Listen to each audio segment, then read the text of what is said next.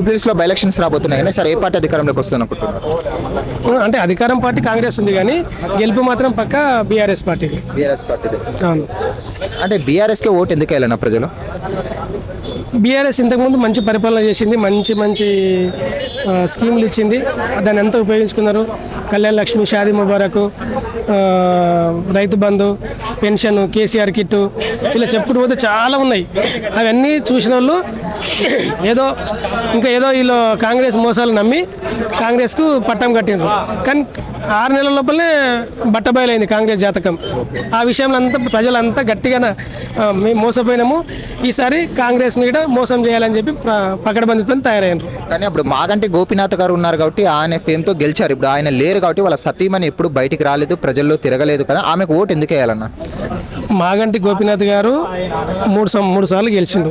ఈ జూబ్లీహిల్స్ కాన్స్టిట్యున్సీలో మంచి మంచి కార్యక్రమాలు చేసిండు, కబ్జాలు ఇడిపించిండు, డ్రైన్స్ ఏమన్నా ప్రాబ్లం ఉంటే కంప్లైంట్ ఇచ్చిన వన్ డేకి క్లియర్ చేస్తుండే. ఇప్పుడు మీరు చూస్తారు కదా, ఈ హైదరాబాద్ మొత్తం చుట్టుముట్టు మొత్తం చూసుకుని ప్రతి రోడ్డు మీద డ్రైన్ నీరే వారుతుంది. ఎవరు సంతోషంగా లేరు. అదే అభిమానంతో మాగంటి సునీతమ్మ గారిని గెలిపిస్తారు.